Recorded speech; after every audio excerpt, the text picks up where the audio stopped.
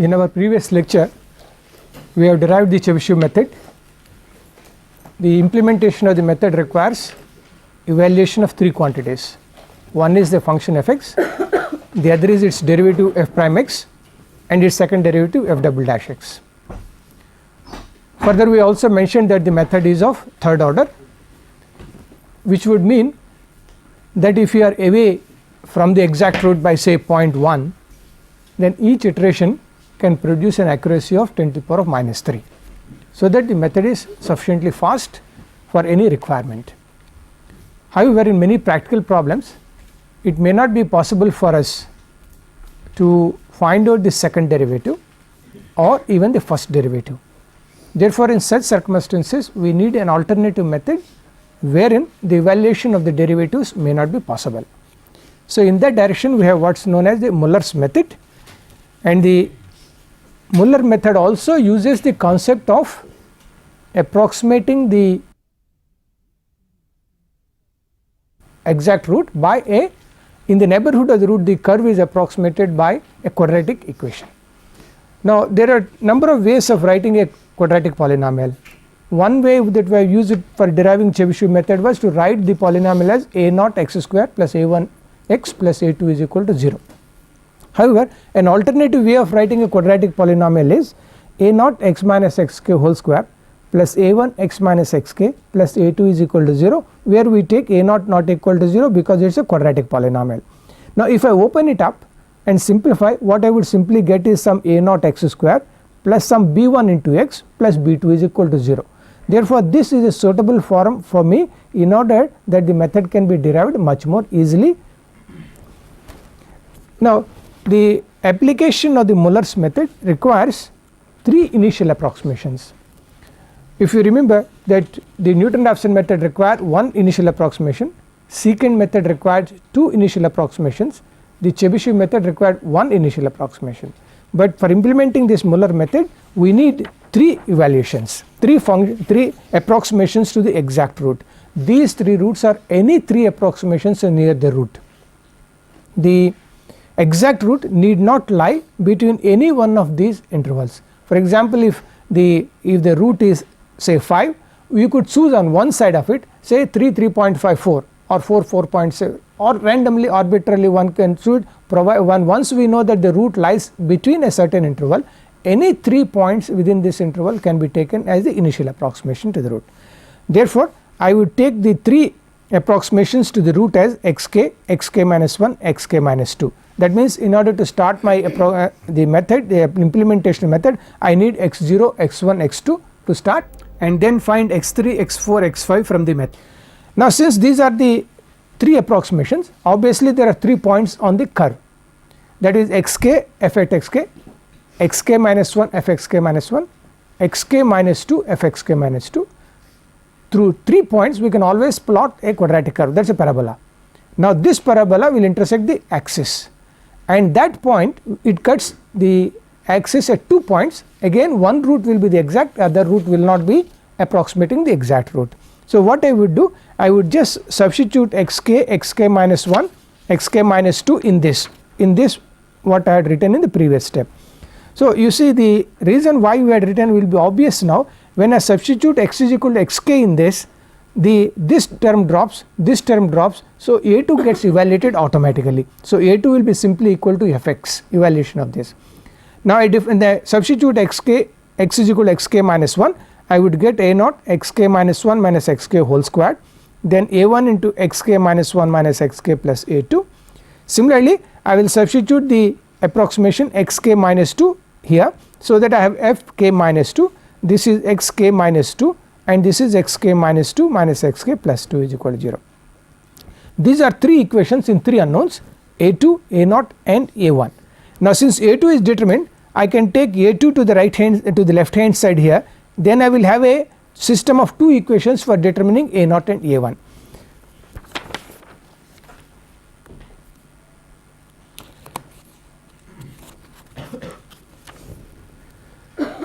So, what I would do is I would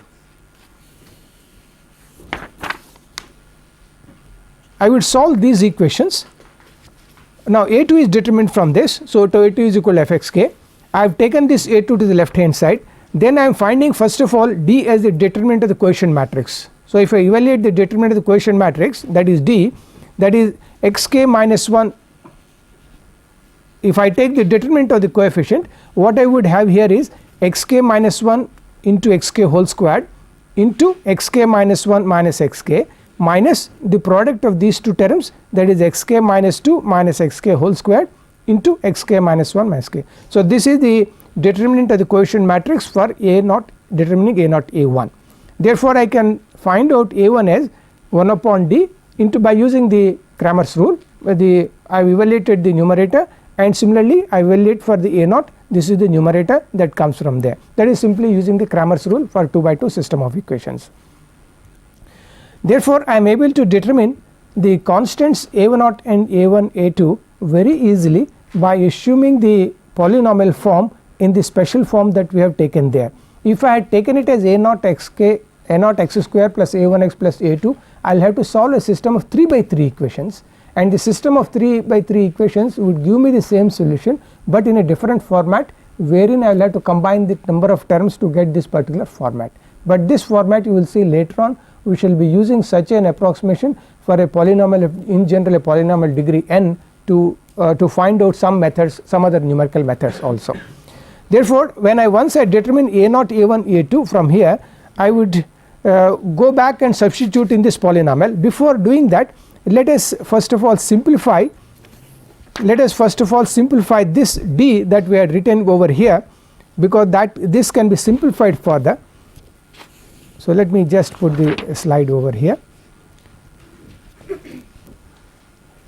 So if I now simplify this, you can see that xk minus 1 xk is a common factor, xk minus 2 minus xk is a common factor. So I can take out both these common factors, xk minus 1 minus xk, xk minus 2 minus xk, and what is left out is the xk minus 1 minus xk and minus xk minus 2 plus xk. So xk cancels, I have a factor of this particular form.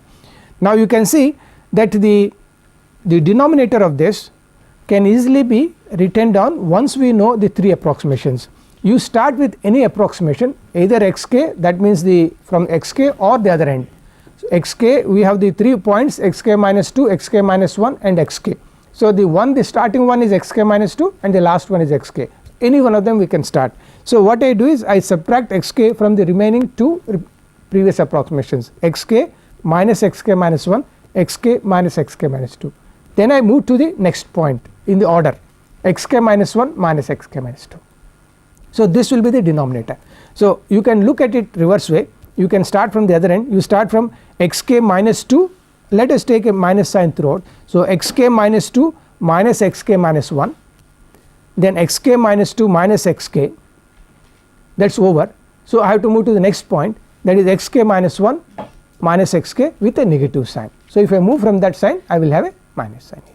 So either I can do from either side, but it is always good to that we start with the current approximation that is available, previous one, that is xk, so that we do not take care of any sign. So it will be simply the product in the denominator.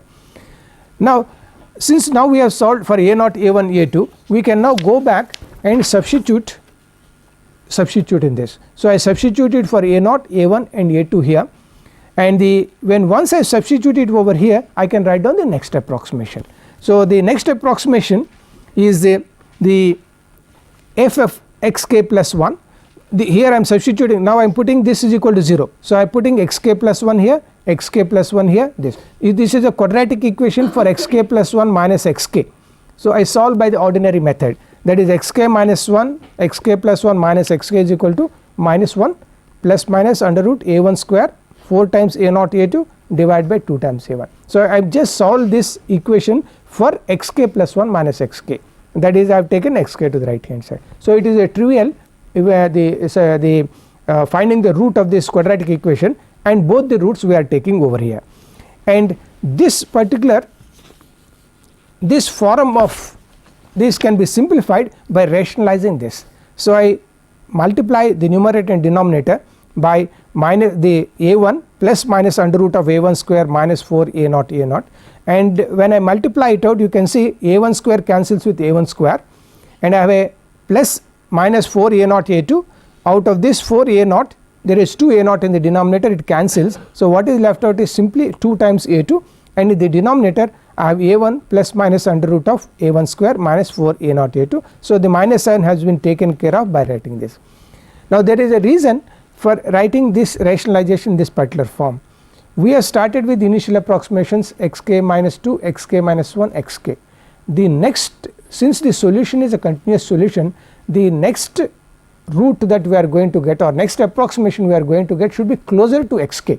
It cannot jump far away from the xk. Therefore what we do here is, in order to choose the correct the correct value to be added to xk, I would see that the change that comes here is small, because there are 2 values here. I will choose that particular value which gives me the smaller of the 2 in magnitude. So what I would do is, the sign in the denominator in equation 7 is chosen such that a1 as that of a1, so that the denominator has a maximum absolute value, that is xk changes by smaller value. Let me explain it again. We are taking the square root, therefore this is a positive square root. Now this quantity will be small if the denominator is large in magnitude. Therefore depending on the sign of a1, if a1 is positive, I will take positive sign here, then the denominator is largest value. If a1 is negative, I will choose the negative value here, so that in magnitude it is large, and in this quantity will be smaller in magnitude.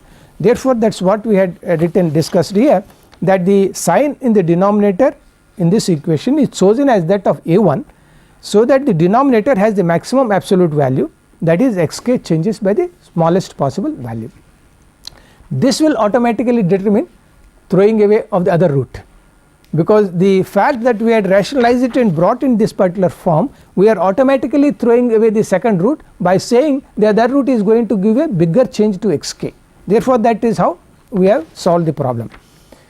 Now let us use this method. Now before the example, let us discuss what we have to do for the next iteration. What is the computational cost per iteration?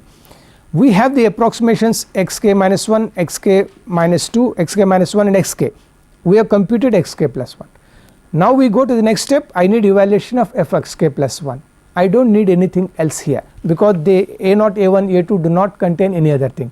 Therefore the cost of evaluation is simply one function evaluation, that is f of xk plus 1.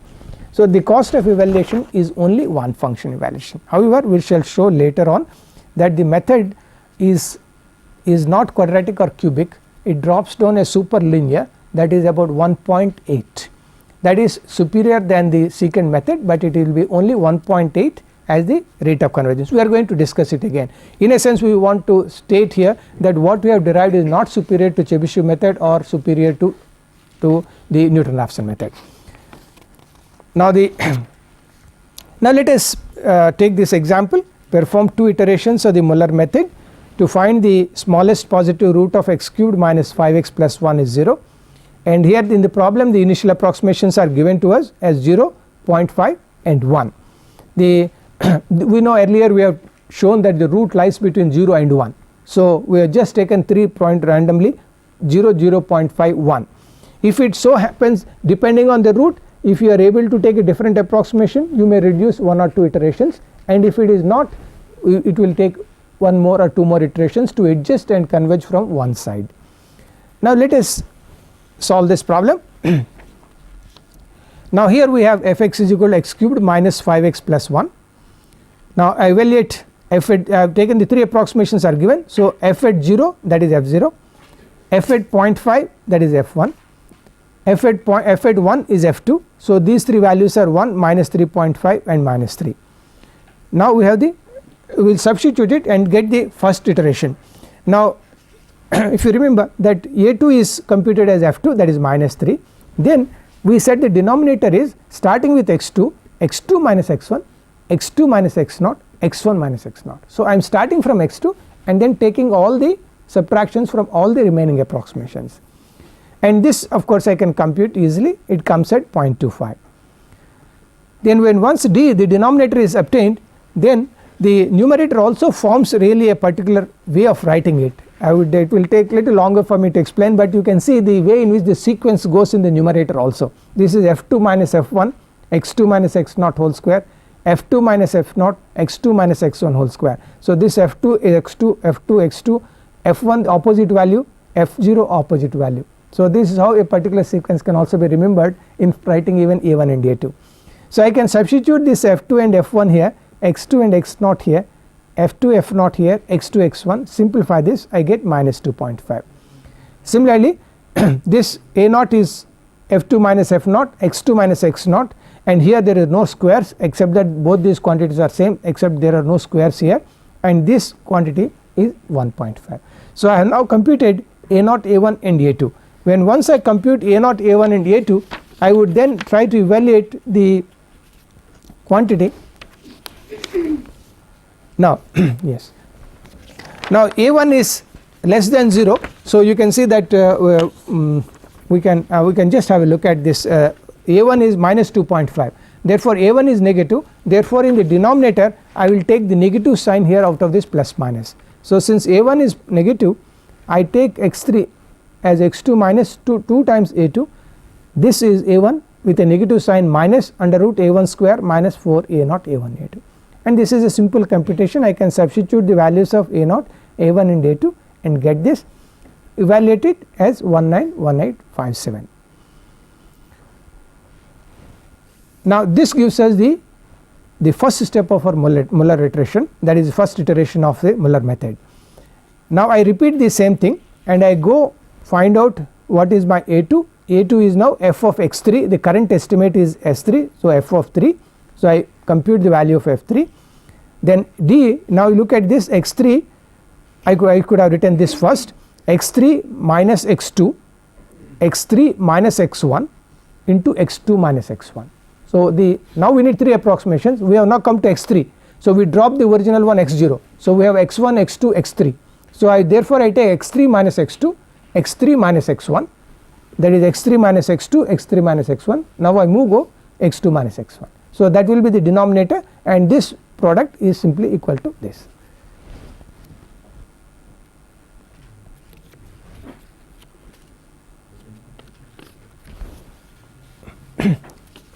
Now again I compute my a1, a1 is 1 upon d, the value of d, f3 minus f2. Now you see here x3 minus x1 whole square, f3 minus x1, x3 minus x2 whole square, and a naught is f3 minus x2, x3 minus x1, f3 minus x1, x3 minus x2, and I have this. Now these are the two computed values for a1 and a naught, which we had written it from the original expressions that we had here earlier, the expressions for a naught, a1 and a naught here. In here we have substituted the current estimates. Again I find a1 is negative, therefore I will have to take in the denominator the negative sign, so that the change in xk, the current value x3 is smaller. So I would therefore write x4 as x3 minus twice a2, a1 minus under root of a1 square minus 4 a naught a2.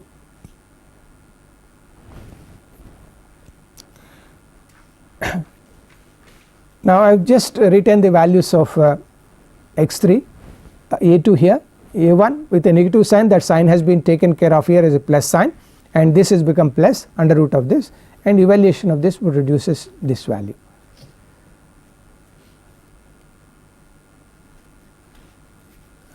This completes the evaluation of 2 iterations. We have done x3 and this is the value that we have got x4. Now as I mentioned earlier, the reason why we have derived Muller's method is that in practical applications it may not be possible for us to find out the second derivative as well as first derivative. Therefore we opted for a method which may not be as fast as the Chebyshev method, but reasonably fast, which we are saying its order of accuracy is 1.8 or rate of convergence is 1.8. Now it may be possible that we must give an alternative, that it may be possible for us to find the first derivative but not the second derivative. For that we have already Newton-Raphson which uses first derivative, but if it is possible for me to get first derivative at some other point also, it may be possible for me to get the same order as the Chebyshev method, that is the third order method. That means it will work much superior than this. Therefore what we would like to do is now is we start with the Chebyshev step but the way we have manipulated Chebyshev method, the Chebyshev method was obtained starting with the Taylor series expansion up to the second order. We dropped the third order terms and then from there we manipulated to get the Chebyshev method. However, we show that we would like to show now that if I manipulate it in a different way, I can avoid the evaluation of second derivative. I will evaluate one more first derivative, that means I will have two first derivative evaluations and one function evaluation, at the same time achieve the third order accuracy, that is the order of the Chebyshev method. Such methods are called, they are simple manipulations as I am saying, but they are called multi-point iteration methods. Why it is called multi-point is trivial. We are evaluating f prime at 2 points. So, it is a multi-point, more than one point it is being evaluated. So, in the Chebyshev method we have used the second derivative. Now, to avoid the evaluation of f double prime and obtain the same order method, we shall use the following method. So, we will start from where we have started our Chebyshev method. In the Chebyshev method we have written the Taylor expansion, we have taken the first three terms, the order of h cubed term or order of x minus xk whole cube term is dropped. So, from this we have manipulated the Chebyshev method. The starting point for the, we are going to give two multi-point iteration methods and both of them start from the same step. Now, what we do from this step is we write this step as this. What I do is I take fk to the right hand side, retain these two terms on the left hand side, take x minus xk common factor. So, what is left out is x minus xk f prime of k plus half x minus xk f double dash k is minus fk. So, it is simply taking this right hand side and taking the common factor. Then I would write from here the next approximation. I will take this factor to the denominator here and write down my next approximation. Therefore, I will write xk plus 1 minus xk minus fk divided by this entire factor f prime k plus half of xk plus 1 minus xk f double dash k. Now, what I will do is the manipulation which we talked of will be done here. I will write this as the first two terms of the Taylor expansion of this. If I write this as f prime, let us look at this quantity here, f prime of xk half xk plus 1 minus xk. Now, write down the Taylor expansion of this. The Taylor expansion of this is f prime at xk plus this factor into next derivative, that is second derivative. So, this is half xk plus 1 xk. Let us, you can think this as h. If you think this as h, this is simply h into f double dash of xk. So, that means these two terms get absorbed in the first two terms of the Taylor expansion of f prime of xk. Therefore, I have now avoided writing taking the evaluation of f dash, but I have now brought it in this form so that f dash is being evaluated at one more value besides f dash at k. Therefore, the justification of calling a multi-point iteration, that f prime is now being evaluated at a new value, one more value besides the value at xk. Now, now it is the, as we have done in the Chebyshev method, we had xk plus 1 on the right hand side, xk plus 1 minus xk. There we have approximated by the Newton-Raphson method, the order retained, the method retained the order of 3. Same thing we shall do, xk plus 1 minus xk we shall approximate it by the Newton-Raphson method, that is minus f of k divided by f prime of k. So, we will now approximate this quantity xk plus 1 minus xk by fk minus f prime k. So, that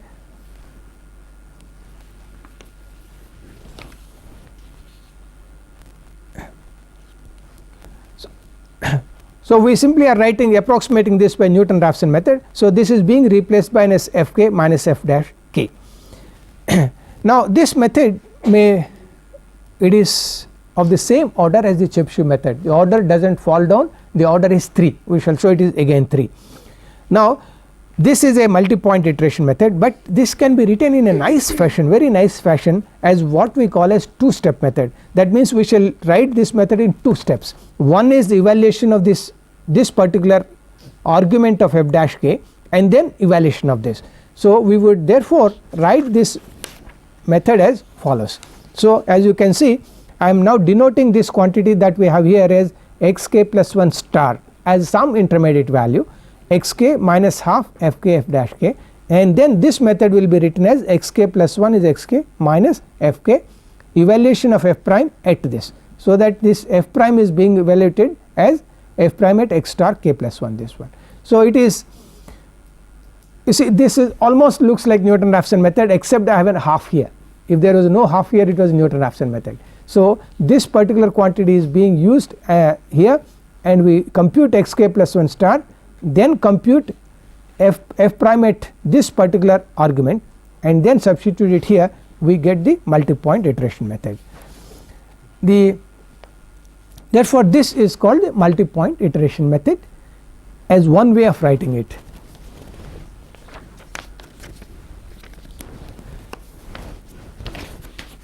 Now the starting point for manipulation of this was this step. So we have manipulated this and brought this one step.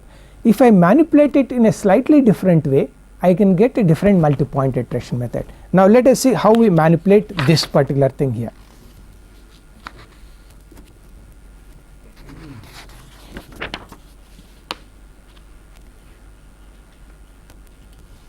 What I now do, I retain the middle factor here and take these two to the right hand side. So xk plus 1 minus xk f prime k, I retain it on the left hand side.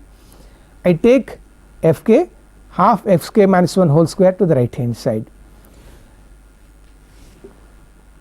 Then the manipulation that I want to do is on the right hand side. So I would now try to manipulate this particular thing to avoid my second derivative.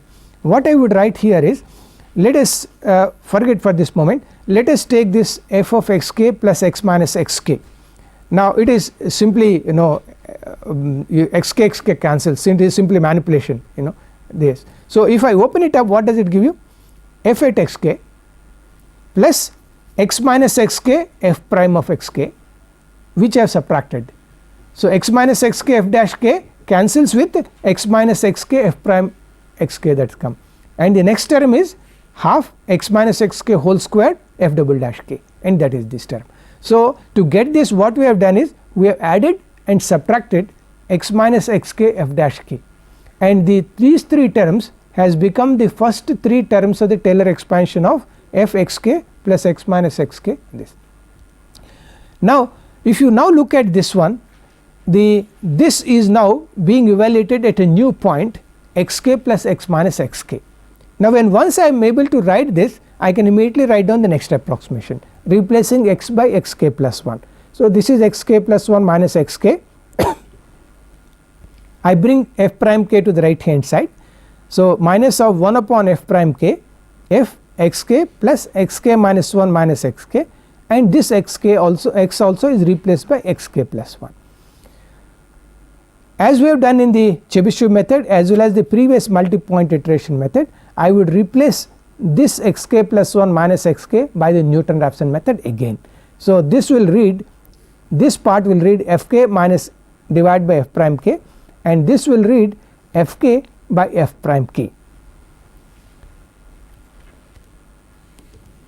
So let us simplify this one step further.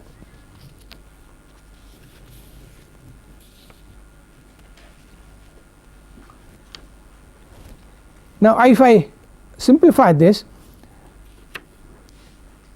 I am taking xk to the right hand side, then you look at this first term, the second term first, f prime k cancels with f prime k, there is fk here, f prime k here. So the second term is fk minus f prime k, and the third term is this term, that is minus of f xk minus fk by f prime k divided by f prime k.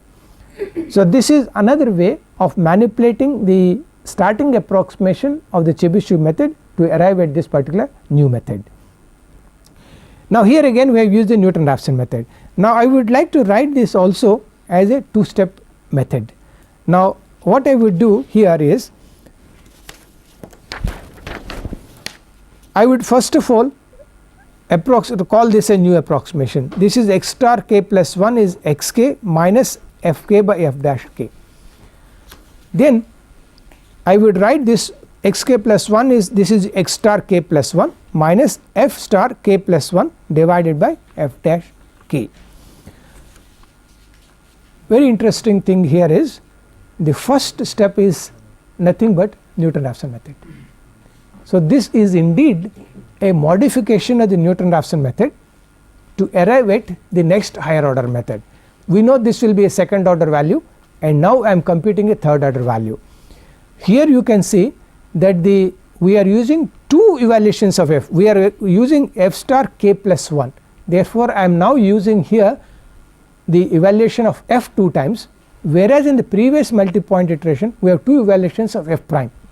So, even though both of them are having the same number of evaluations, 3 evaluations, but the choice is with us whether the evaluation of f is easy for me or evaluation of f prime is easy for me.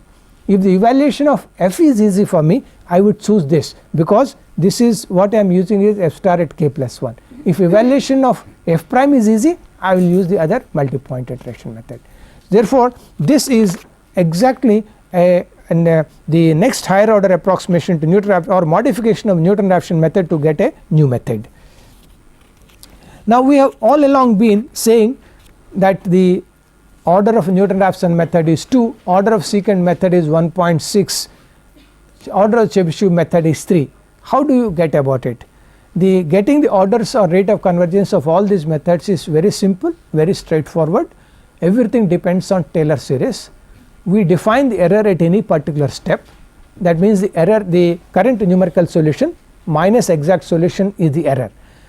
Based on that, I will substitute the expressions of that in any formula, whatever the formula that I have got. I would bring any quantity that is there in the denominator. I will open up by Taylor series first, then whatever quantity is there in the denominator, I will take it up, put it to the power of minus 1, open it up as a binomial series, multiply everything, cancel off, and whatever is left out will be an expression connecting the error at the current step, that is k plus 1, with the error at k, k minus 1, k minus 2, depending on the method that we are using. So, to define this, let us define the error as xk is the current approximation, minus xi as epsilon k. Therefore, similarly epsilon k plus 1 will define as xk plus 1 minus xi, epsilon at k minus 1 is equal to xk minus 1 minus xi, and so on, depending on what are the values xk's that are using. If you are using Newton-Raphson, we have only one value xk. If we are using secant method, we have to use xk minus 1. If we are using Muller method, we have to use xk minus 1, xk minus 2, all of them we have to use it. Then we would like to, now as I mentioned that how the order of the method is defined by connecting how the error at the present step is connected to the error at the previous step. That means present step is, if we are computing xk plus 1, how is the error at k plus 1th step is connected to error at the kth step, that is how epsilon k plus 1 is connected to epsilon k. Now, if we in the Muller method or the secant method we have more than one point xk plus 1, we shall see that using this particular definition we can define the epsilon k minus 1 automatically back in terms of xk. So, finally, we arrive at expression only connecting the errors at the two steps. Now, we define the order of an iterative method is, the iterative method is of order p if error at the current step in magnitude is bounded by some constant c epsilon k to the power of p. This p is called the order of the iterative method. It is also called the rate of convergence of the method. For example, we will be showing that for Newton-Raphson method that p turns out to be 2. That means we will call rate of convergence as 2 or order of convergence is 2. Therefore, epsilon k plus 1 less than or equal to c epsilon k whole squared. Similarly, for secant method we will show that this p is 1.612. Therefore, it is we call it as superlinear convergence. Now, this c that is multiplying is called the asymptotic error constant. Of course, we expect c is bounded quantity. If p, we will see that the value of c will be when you write down the Taylor expansions, we will get the value of c also. Depending on the value of c, we can make few comments as to when the method is possibly may fail.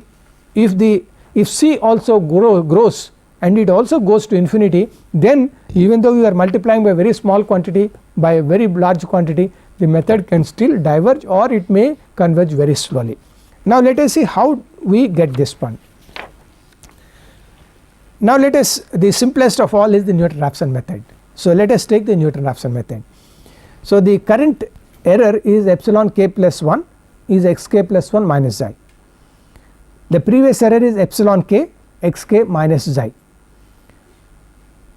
Now our numerical method is, Newton-Raphson method is xk plus 1, as you, if you remember, the method that we had written is xk plus 1 is equal to xk minus f of xk by f prime of xk.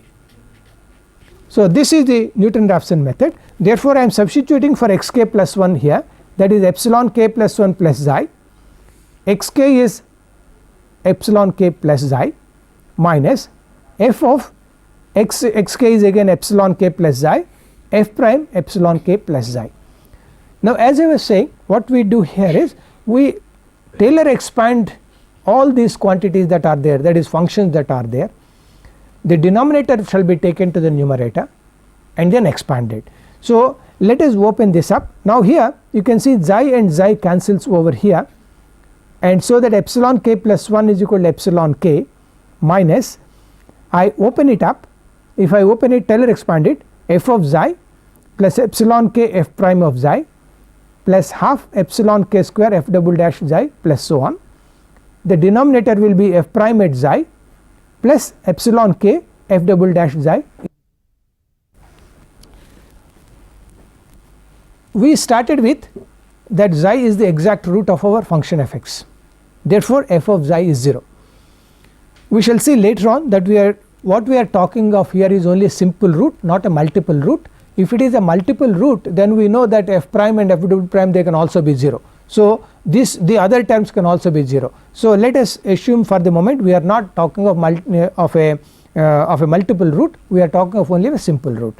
So that f of xi is 0, f prime xi is not equal to 0. So I can set f of xi is equal to 0 over here.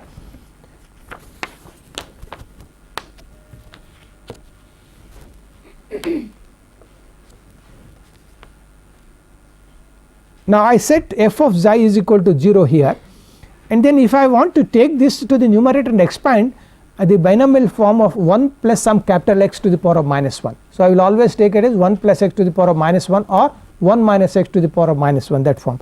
Therefore I would take this particular quantity, that is first term, always out. There is a constant f dash at xi, so I would take f dash of xi constant over here, and you can see this term here I have written it as, take f dash xi common, I will have here 1 plus epsilon k f double dash xi by f dash at xi to the power of minus 1. So this quantity that I have here, I have taken it to the numerator and written as f dash xi. The numerator f of xi is 0, so I have written the two remaining terms epsilon k f prime of xi plus 1 by 2 epsilon square f double dash xi. Therefore as I said, the concept is to take the quantity that we have in the denominator to the numerator, put it to the power of minus 1. Now let us assume this whole quantity that has some capital X, it is easier to write it. So it is something like 1 plus capital X to the power of minus 1. If I open it up, I will get 1 minus x plus x square and so on. So what here I have not written more terms because we do not need it. So it will be simply 1 minus capital X, that is 1 minus epsilon k f double dash p f dash plus so on. Those terms are we do not require them, therefore I have not written them. So this is what we done here is that f dash xi we have written, taken it inside, absorbed into this bracket, so that f dash xi cancels with f dash xi, and the second term is half epsilon k square f double dash by f dash xi. So this particular quantity we have simplified it by taking f dash xi inside in this. Now I just have to multiply these two. Now if I multiply, you can see epsilon k is epsilon k square, there are two terms, 1 into this is epsilon square, epsilon k into epsilon k is epsilon k square. So therefore this will contribute, this will contribute, this will contribute plus half epsilon square, this will contribute minus epsilon k square. So if I simplify, I would get minus half epsilon square f double dash minus xi plus so on. Now since once you multiply whole thing, I can now simplify the whole right hand side. Epsilon k cancels and I have left out with half f double dash xi by f dash xi epsilon k square. Now the other terms I will write order of epsilon k cubed, or this I will call it as c epsilon k square plus order of epsilon k cubed. Therefore I am able to derive that the error at the current step xk plus 1 step is equal to c into epsilon k square plus order of epsilon k cubed. So if I now neglect these higher order terms, now we are justified in neglecting because we are saying epsilon k is a very small quantity. So order of epsilon k cubed is much smaller than order of epsilon k square. Therefore if you neglect the higher order terms, what I get here is epsilon k plus 1 is equal to c k epsilon k square, where this constant c is half f double dash by f dash xi. Therefore we have proved that p is equal to 2, and that is the rate of convergence or the order of the Newton-Raphson method is 2. Now I mean we discussed earlier, but let us repeat it. What we mean is the Newton-Raphson method is order 2 means if we are sufficiently close to the root, let us say 0.5, we are away from 0.5. What it says is if c is sufficiently small, that c is multiplying every epsilon, it is multiplying epsilon 0 square, it is multiplying epsilon 1 square, epsilon 1 square. So c is bounded quantity and it is a finite quantity. Now you are therefore if at any stage you have 0.5 away from the exact solution, in the next stage you will be away from 0.5 whole square, that is 0.25. Of course we are multiplying by c, each one we are multiplying by c, same factor. In the next step 0.25 whole square, so 0.0625. Now see how fast the convergence will come.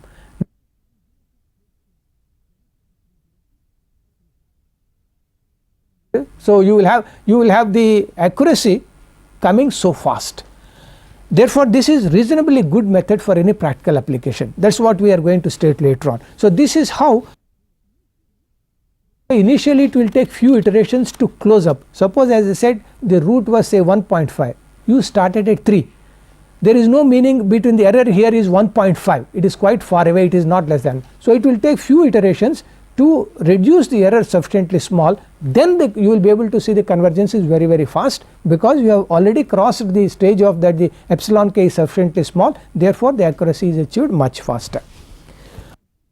As I said earlier, if I look at the constant, if I look at this error constant, I may be able to say when the iteration may become little bit slower, or it may be the errors could be initially could be big. If you can see that f dash xi is close to 0, that means f dash xi is 0 means dy by dx slope is almost equal to 0, that means the graph is cutting the x axis almost horizontally. In that case f dash xi is going to be very small, therefore in that case the error constant will be small but still bounded, but that part is going to multiply each time this factor. Now if I do the same thing for the secant method, the secant method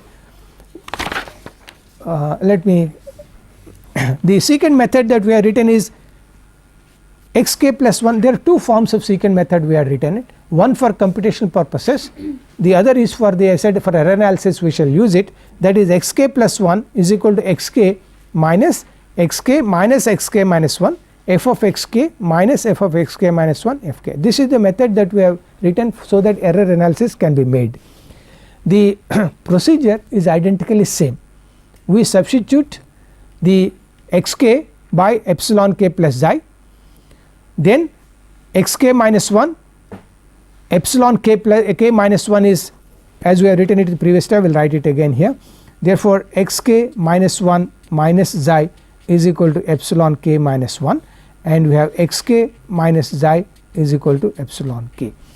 So I now substitute this, and of course xk plus 1 minus xi is epsilon k plus 1. Therefore I substitute xk plus 1 is epsilon k plus 1 plus xi, xk is epsilon k plus xi, in the numerator xk minus 1. So I am subtracting these two, so xi cancels off, I will be left out with only epsilon k minus 1. This is f of xi plus epsilon k, and the second term is minus f of xi epsilon plus k plus 1, and this factor is f of xi plus epsilon k. Now the reason why I have chosen is xi here automatically cancels, one of them easily cancels here, this xi cancels over here, so that I can write this as epsilon k plus 1 epsilon k. The numerator I have retained it as it is. Now I open up all these three terms by Taylor series. F of xi plus epsilon k f dash xi half epsilon k square f double dash xi plus so on. Denominator is again, I have already used f of xi is 0, so we need not write f of xi again. So I have taken f of xi 0. The next term is epsilon k f dash xi half epsilon square f double dash xi. Similarly epsilon f of xi is 0, epsilon k minus 1 first derivative at xi half epsilon k minus 1 square f double dash at xi. I have to first simplify the denominator, write it whatever the leading factor I take it out and write it as some 1 plus capital X. So I would like to bring it in that particular form.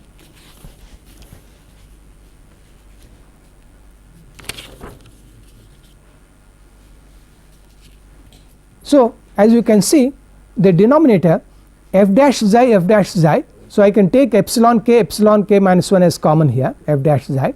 Second term is half epsilon k square minus epsilon k minus 1 square. So these two are subtracted, this is square f double dash xi. Now as I said, in order to take it up, I will take this particular factor out. If I take this factor out, epsilon k minus 1 is common, so it cancels off. If I take this factor out, epsilon k minus 1 cancels off. Now let us first look at the denominator. The denominator will be 1 plus half, this is epsilon k square minus epsilon k minus 1 square, we factorize it, epsilon k minus epsilon k minus 1 into epsilon k plus 1. Epsilon k minus epsilon k minus 1 cancels because we are dividing by this. So what is left out is epsilon k plus epsilon k minus 1. This is f double dash minus f dash xi, this to the power of minus 1. And the numerator, this was cancelled, epsilon k minus epsilon k minus 1 was cancelled, f prime xi we take it inside. So I will have here epsilon k half epsilon k square f double dash divided by f dash xi. Then I would again, as we have done in the previous case, we will expand it by binomial expansion. This is 1 minus capital X. I should have written plus this. This is 1 minus epsilon k minus 1 f double dash by this. Now multiply it out. If I multiply it out, I would get here epsilon k into epsilon k and I have got here epsilon k cancels off, and the remaining terms, this I will take the common factor of f double dash by f dash xi. If I take that, I will have minus sign outside, epsilon k square here, and I will have here epsilon k into this factor, epsilon k into this is epsilon k square, epsilon k into epsilon k minus 1. So this product of these two is this and this. Now if I simplify this, I would get here C epsilon k minus 1, where this constant is f double dash by twice f double dash xi. This constant is same as in the Newton-Raphson method, but it has got a different form. Now we will stop at this. We will see now how we are going to manipulate this from this to get the order of this particular method, because we need the, when we are defining the order, it is to link only epsilon k plus 1 and epsilon k, but here it has linked epsilon k plus 1 with epsilon k and k minus 1. So we will have to eliminate epsilon k minus 1 from here to get that particular step, and we have the solution. Thank you.